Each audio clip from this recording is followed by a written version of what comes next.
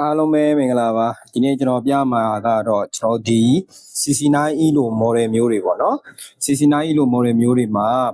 bullet and unlock ကလည်းမဖြစ်ဘူး Google Play Store ကလည်းသုံးကျင်တဲ့သူတွေအတွက် Google Play Store သုံးလို့ရအောင်ဘယ်လိုလုပ်ရမလဲပေါ့နော်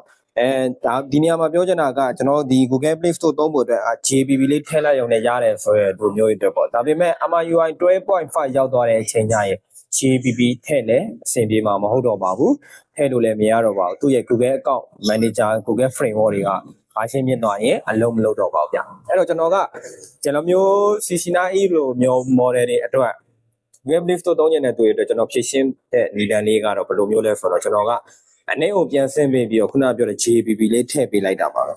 အဲ့တော့အနေပြန်ဆင်းတဲ့ဆိုတာလေ software ရေးတဲ့သဘောပါပဲဘာမှသိပြီးတော့တွေ့တဲ့တူတူရသိမရှိပါဘူးကျွန်တော်ပြောချင်တာကဒီလိုမျိုးလုပ်လို့ရတဲ့ဆိုတာလေးကိုပြချင်တာပါအဲ့တော့ကျွန်တော်ကအခုရင်ဦးကုန်းနေနဲ့ကျွန်တော်ကထုံးမှန်တိုင်းပဲ product name စစ်မယ်အဲ့တော့သူကနေပဲစစ်မယ်သူရဲ့ product name က Lawrence ကိုကျွန်တော်စီမှာ MIUI 11 firmware ရှိတဲ့အတွက် MIUI 11ကိုတင်လိုက်မယ်ဟုတ်ပြီနော်အဲ့တော့ MIUI 11တင်ပြီးသွားရင်သူက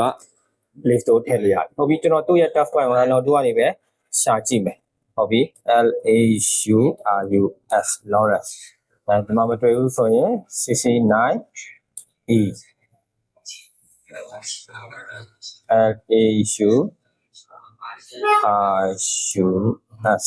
ဟုတ်ပြီ unlock 2ထဲမှာမပါဘူးဆိုရင်တော့ကျွန်တော်တို့နော် CC9E ကို program မှာတောက်ပြီးတော့ရှာလိုက်ရုံပါပဲအဲ့တော့ CC9E ရဲ့ test point ကဒီနားလေးမှာလဲဟုတ်ပြီဒီနားမှာရှိတယ်လို့ပြောတယ်အဲ့တော့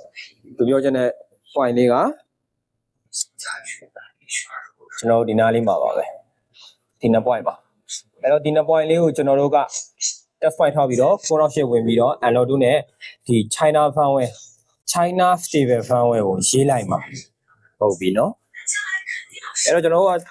Mi Flash ထဲကနေပဲသွားမယ် Mi Flash ထဲကနေသွားပြီးကျွန်တော်က located CD မှာ unlock firmware ကိုဖြည့်ချတာဖြစ်တဲ့အတွက် located CD ကနေပြီး firmware ကိုယူသုံးပါမယ် firmware ရေးတဲ့နေရာမှာကျွန်တော်တို့က product နေမှန်ရင်ရပြီအဲ့တော့ image file 9.8ကနေရေးမှမလို့ image ကိုရွေးမှာကိုဒီအကယ်၍ fast food ကနေရေးမယ်ဆိုရင်တော့ကျွန်တော်တို့က flower dot ကိုရွေးပေးရမယ်ကျွန်တော် unlock မဖြစ်တဲ့အတွက် 9.8ကနေပြီးတော့ရေးမှာအဲ့မှာ raw program 0ကိုရွေးမယ်အဲ့တော့သူရဲ့ server မှာအမှန်ချင်းပေးလိုက်မယ်ဟုတ်ပြီနော်ချက်ကြည့်ပါအဲ့မှာ Lawrence သူရဲ့ကျွန်တော်ဒီ server လေးမှာအမှန်ချင်းပေးလိုက်မယ်ဟုတ်ပြီနော်အဲ့တော့ firmware လေးရွေးပြီးသွားပြီအဆင်ပြေသွားပြီ 9.8 ဝင်မယ်အဲ့တော့ 9.8 ဝင်မှုအတွက်ကျွန်တော်ကဒီ point လေးနှစ် point ကိုထောက်ပြီးတော့ကြိုထုတ်ရုံပါပဲအဲ့တော့ 9.8 ဝင်တဲ့ဟာကိုကျွန်တော်ပြပါ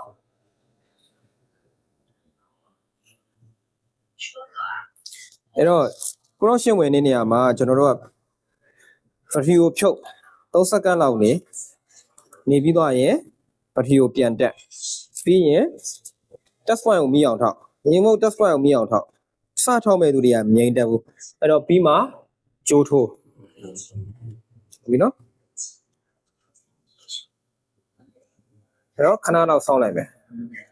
ခဏလောက်စောင့်ပြီးသွားရင်ကျွန်တော်တစ်ချက်ကြည့်ကြည့်အောင်အဲ့မှာကျွန်တော်တို့ 9.8 ပြီးသွားပြီအဲ့မှာ 9.8 ပြီးသွားပြီ 9.8 ပြီးသွားပြီဆိုကျွန်တော်တို့ဘာလုပ်မှာလဲ flash clock ကိုနေပြီးတော့ firmware ရေးလိုက်ရုံပါပဲဟုတ်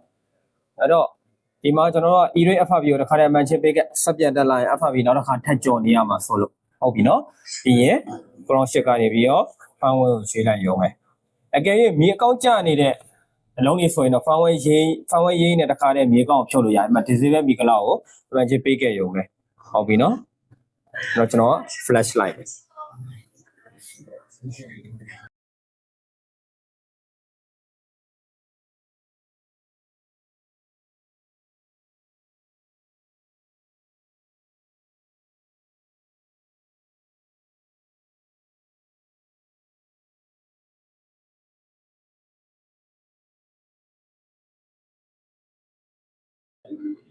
ဟုတ်ပြီဒါမျိုးပြသွားပြီဆိုရင်ကျွန်တော်တို့က firmware ရေးတဲ့လုပ်ငန်းစဉ်က ပြီးသွားပါပြီအဲ့တော့ကျွန်တော်တို့ဒီစက်ကိုကြည့်လိုက်မယ်ကျွန်တော်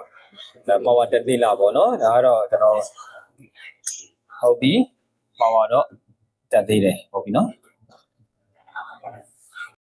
ဟုတ်ပြီဒါဆိုရင်တော့ကျွန်တော်တို့ဆက်တက်လာပြီဆိုတော့ကျွန်တော်ဒီ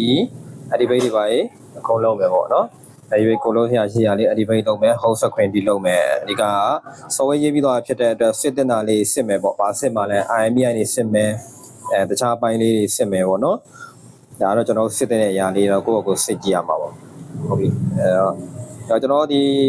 Google Play Store သုံးချင်တာဖြစ်တဲ့အတွက် Google Play Store သုံးဖို့အတွက်ကျွန်တော်တို့အရင်ဆုံးနေတဲ့သူ့ရဲ့ MIUI version ကိုကြည့်လိုက်တော့ MIUI 11မှာကျွန်တော်တို့ကောင်းကောင်းမွန်မွန် Google Play Store ထည့်လို့ရမယ်သူရဲ့ Android version ကလည်း9ဟုတ်ပြီအဲ့တော့ application တစ်ခုကိုပဲကျွန်တော်တို့က down ပြီးတော့ထည့်ပေးလိုက်ရုံပဲအဲ့တော့နော်အဲ့တော့ကျွန်တော်က MIUI 11သူ့ရဲ့ Android version က9ဆိုတော့သူ့ရဲ့ပိုင်ပေါ့နော်အဲ့တော့ပိုင်ဆိုတော့ကျွန်တော်တို့က TTA ရဲ့ file application ကိုပဲတုံးပြီးတော့လွယ်လွယ်တကူပဲတုံးပြီးတော့ထည့်မယ်နော်အဲ့တော့ထည့်ကြည့်အောင်အဲ့တော့ကျွန်တော်တို့ကဒီမှာဒီ application ကိုကျွန်တော်တို့က down ပြီးသွားပြီပေါ့နော်အဲ့တော့ down ပြီးသွားတဲ့ application ကိုတော့ဒီကျွန်တော် Mi69E folder တွေကိုထည့်လိုက်မယ်ဟုတ်ပြီနော်ဒီဆိုရအဲ့တော့ဒီကောင်ချိတ်ဖို့အတွက်ကကျွန်တော်တို့ဖုန်းမှာလည်း USB တွေပေးခြင်းတွေပါရေပုံပေးထားရမယ်နော်ဟုတ်ပြီပြီးသွားတယ်ကျွန်တော်ဒီဖုန်းမှာဒါပြီးတော့ဒီ application ကိုကျွန်တော်တို့ install ဆွဲမယ်အဲ့တော့ file manager ထဲကိုဝင်မယ် file manager ထဲကနေတစ်ဆင့်ဒီကောင်ကို install ဆွဲမယ်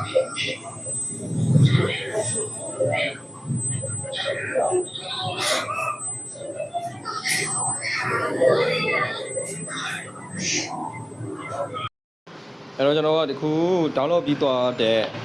application နဲ့ install ဆွဲပြီးသွားပြီเนาะအဲ့တော့ Google Play Store လည်းရပြီအဲ့တော့ Google Play Store မှာတစ်ချက်ကြည့်လိုက်တာနဲ့ကျွန်တော် sign in ဝင်လို့ရတဲ့နေရာလေးပေါ်လာပြီဆိုရင်ကျွန်တော်တို့ Google Play Store ကိုကောင်းကောင်းမွန်မွန်အသုံးပြုလို့ရပါပြီ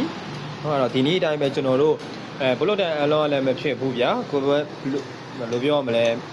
အန်လောမဖြစ်ဖဲနဲ့ရေးလို့ရတဲ့ firewall လည်းမထွက်ဘူးဆိုရင်တော့ဒီနေ့အတိုင်းအဆင်ပြေပါပဲဗျဒီနေ့အတိုင်းပဲလုပ်လို့ပဲအဆင်ပြေပါเนาะအားလုံးကိုကျေးဇူးတင်ပါတယ်ခင်ဗျာ